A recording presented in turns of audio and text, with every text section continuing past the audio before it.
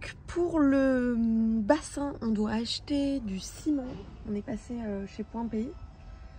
Et maintenant qu'on est dans la zone un peu industrielle, on va aussi prendre la quantité de peinture nécessaire pour peindre le plafond de la chambre, de la nouvelle chambre qu'on a commencé. Voilà, parce qu'on a fait les essais de peinture et comme on est tombé sur une peinture qui nous convient, bah, il faut qu'on achète le bon litrage de peinture pour pouvoir faire tout le plafond. Donc c'est parti. Et il fait un temps magnifique. Alors on a acheté tout ce qu'on devait acheter. Les prochaines étapes, c'est peinture des plafonds. Donc dans la buanderie, j'avais peint les murs dans une pièce en blanc. Et dans l'autre pièce, on avait fait de la chaume, mais on n'avait pas encore peint les murs. Donc il faut faire ça. Il faut aussi commencer à peindre de la bonne couleur les poutres et le plafond de la chambre, de la nouvelle chambre qu'on commence. Terminer, vu que le plaquage a été fait, terminer le travertin cabochon dans cette salle de bain. Et voilà, donc on est parti. Voilà, le plaquage est terminé. Donc évidemment, il faut encore faire les joints, enfin les bandes. Voilà. Et puis, nous, on peut du coup finir cette partie-là du sol. Voilà. Et moi, prochain chantier, je peins ce plafond. Et ça va prendre pas mal de temps puisqu'en fait on a les poutres plus le plafond. Enfin voilà, d'expérience je sais que ça va prendre quand même un peu de temps. À part ça, on a quand même une journée magnifique. Ah oui, on a aussi acheté des choses pour le bassin. Voilà ce joli bassin.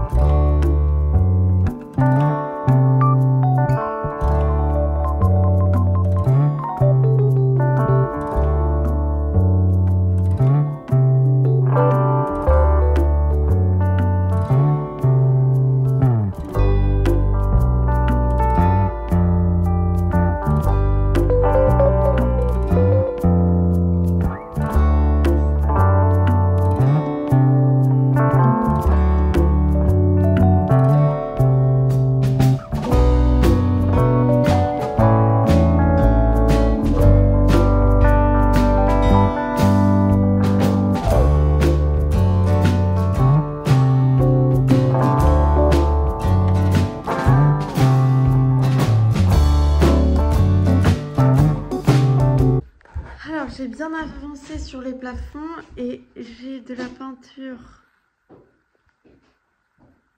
sur le nez. Il y a 2-3 zones où je peux pas continuer parce que j'ai besoin de Baudouin. Voilà. Mais on va aller voir ce qu'a fait le plaquiste. Ici, il a pu nous mettre des petits morceaux de placo et comme ça, nous, on va pouvoir après faire l'entreporte à la chaux et ça pourra s'accrocher sur le placo. Alors dans cette salle de bain, on voulait mettre une trappe de visite. Finalement, on n'en a pas besoin. Donc du coup, il nous a fermé tout ça. Et moi, il va falloir que je peigne maintenant. Et là aussi, je crois qu'il a avancé. Voilà, là c'était pas fermé, donc on va pouvoir continuer. Là c'était pas fermé non plus et il manque en haut. Ce qui va nous permettre de terminer les boiseries de cette pièce et je vous ferai une vidéo détaillée. Bon, c'est le même principe que dans le dressing, mais c'est bien aussi de voir un peu étape par étape. C'est assez intéressant en plus je trouve. Donc ici, il va falloir en faire et là aussi. Bon, on est allé se balader un petit peu dans les communs et on a retrouvé un encadrement de porte qui était dans la maison.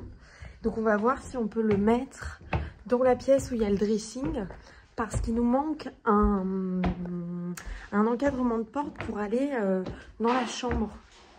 On va voir si ça peut marcher. Bah c'est pas trop mal. Là ça va pas aller. Ouais.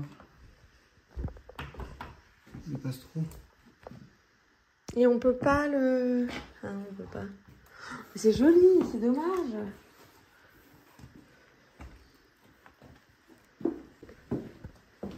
Du coup, quand on va dans l'autre chambre, il y a peut-être l'espace pour mettre cet encadrement de porte. Bon, même si on a mis les plaintes, on peut quand même ajouter... T'as le deuxième? Ouais. Tu fait chier à faire un petit carré. Ouais.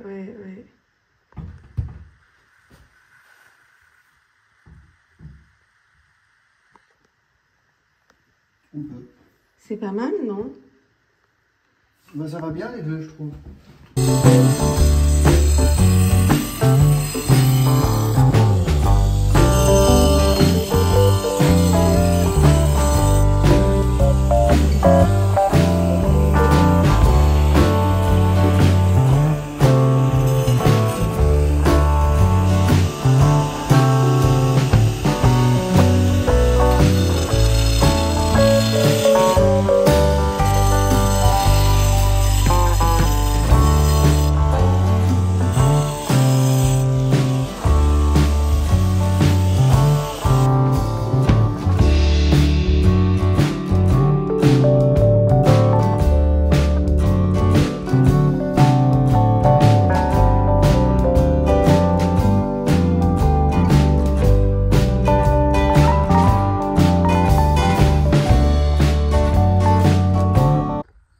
Alors là, il va falloir que je continue donc dans l'arrière-cuisine.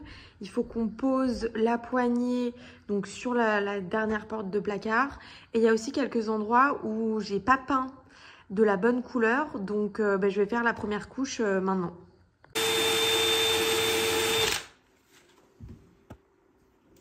L'ouverture elle est de l'autre côté. Oh non, tu déconnes. Si. Oh. Bon, je repasserai un bout de peinture.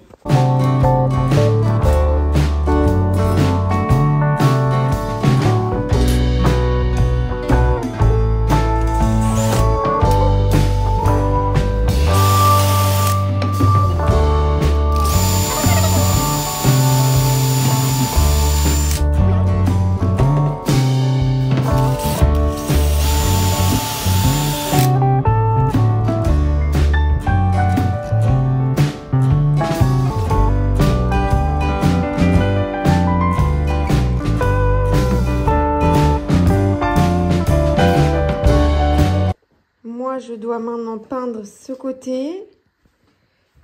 Ici, j'ai des retouches à faire là. Et ici aussi. Donc, c'est parti. Voilà ce que ça donne ici. J'en ai profité pour faire des petites retouches. Ici, première couche. Là, j'avais oublié de faire le verso. Je m'étais pas rendu compte. Et là, pareil. Comme ça, on est vraiment... pareil que là. Voilà.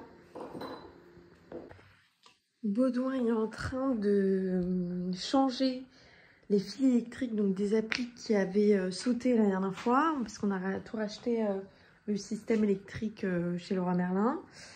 Donc du coup, moi j'ai pu terminer de faire mes petites peintures de l'arrière-cuisine.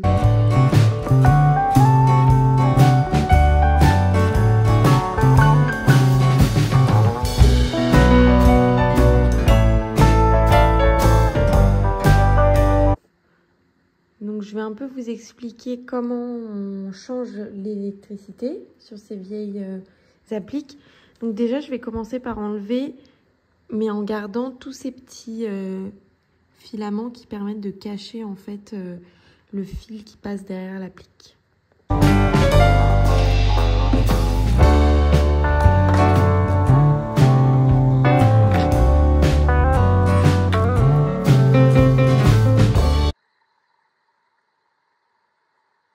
Premier je les mets de côté.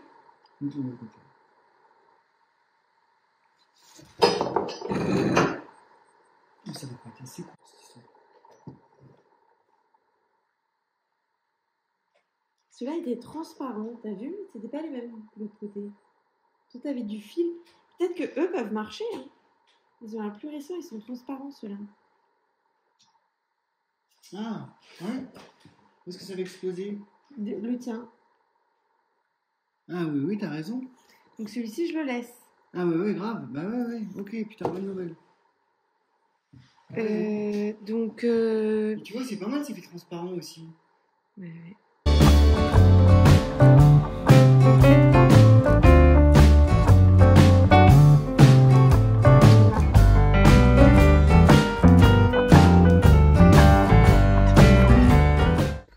Donc celle-ci avait été changée, en fait on n'avait pas fait gaffe. Et celle qui avait pété était l'autre qui avait des anciens, très anciens, très vieux fils en fait. Voilà, comme ça. En tissu, je sais pas si on arrive à voir. Mais c'était pas ouf. Alors que celui-ci, on voit que c'est plus récent. Des fils transparents comme ça. Donc Body a ajouté des wagos. Et puis là il a changé totalement. Il a fait avec ce qu'il avait puisque au Leroy Merlin il n'y avait pas des plus petits fils. Donc on a utilisé ça. Je pense que ça marche moi.